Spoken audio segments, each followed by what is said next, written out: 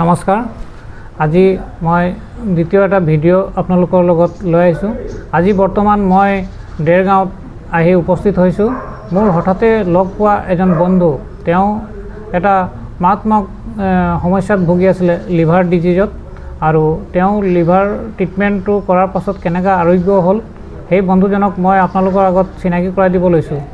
তেওঁ হ'ল মিষ্টাৰ নয়ন ৰবি দাস। নমস্কাৰ, শ্ৰীনাম নয়ন ৰবি দাস মোৰ নাম। আচ্ছা ৰবি দাস, তোমাৰ মেইন সমস্যা কি আছিলে জনাবা নেকি? মোৰ সমস্যা আছিল লিভাৰ প্ৰব্লেম আছিল ছাৰ।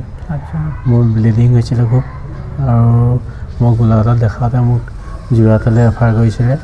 যোৰহাটত মই মিছনত আছিলোঁ। মিছনত মোক ডাইৰেক্ট কৈছিলে যে এইটো লিভাৰত ফুটা হৈছে, তুমি এইটো লিভাৰ হেৰি কৰিব লাগিব, ফুটাটো মাৰিব হ'লে এজি নাৰ্ছিঙত যাব লাগিব।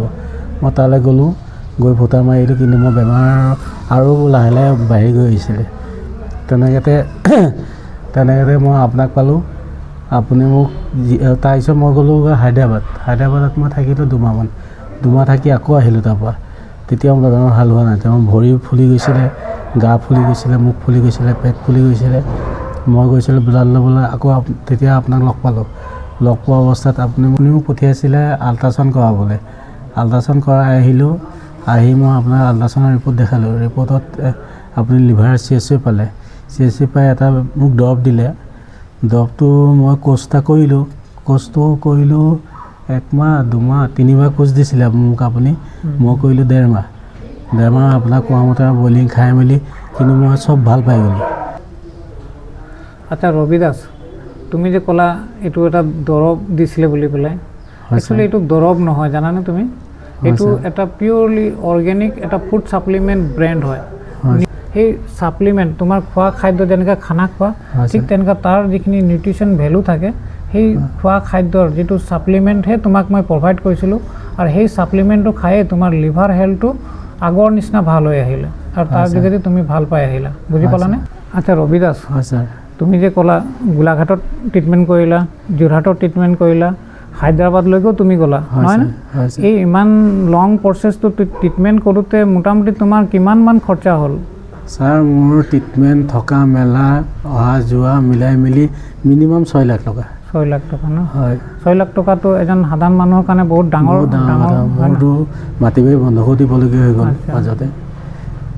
সাধাৰণ মানুহতে ইমান টকা খৰচা কৰি ট্ৰিটমেণ্ট কৰিবলৈ নোৱাৰে, কিন্তু জীয়াই থাকিম বুলি আশা কৰিছিলোঁ, সেইটো মানে কৰিছিলোঁ। কিন্তু বহুত মোৰ তেনেকৈ বহুত পইচা বহুত ধাৰ ধুই কৰি হ'লেও লগৰো সহায় কৰিছে। সেইটো অৱস্থাত মই গৈছোঁ, আৰু গৈ ঘূৰি আহিলোঁ, তথাপিও ভাল নাপালোঁ। ভাল নহয় ন? লিভাৰ চিৰচিছ হৈ যোৱাৰ পাছত যিটো ট্ৰিটমেণ্টৰ এক্সপেঞ্চ হয়, বহুত এক্সপেঞ্চিভ হয়। আৰু সুধিলে মোৰ বন্ধুজনৰ প্ৰায় 6 লাখ টকামান খৰচা হ'ল। কিন্তু চবৰে সম্ভৱ নহয়, এই চিকিৎসাটো ল'বৰ সমৰ্থ নাথাকে, 6 লাখ টকা এক্সপেঞ্চ কৰিব নোৱাৰে।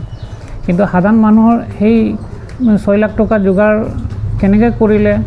তেওঁ ক'লে যে মাটি বাৰী বন্ধকত দি পেলাই তেওঁ চিকিৎসা কৰি আহিল, নহয়নে? হয় ছাৰ। মোৰ যিটো ট্ৰিটমেণ্ট ল'লা, তাত মোটামুটি তোমাৰ কিমানমান খৰচাৰ ভিতৰত তুমি ঠিক হৈ আহিলা? আপোনাৰ তাত মোৰ বেছি পইচা খৰচা হোৱা নাই, খুব বেছি 15-20 হাজাৰ টকাৰ ভিতৰত।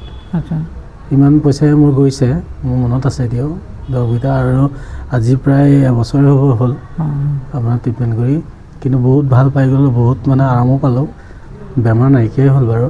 মোৰ উদ্দেশ্য এটাই হ'ল যে ইয়াত আমাৰ দেশতে বুলি ক'ব পাৰিম, বহুতৰে তেনেকুৱা লিভাৰ সমস্যাত ভুগি পেলাই কম বয়সতে পৃথিৱীৰ পৰা বিদায় মাগিবলগীয়া হৈ যায়।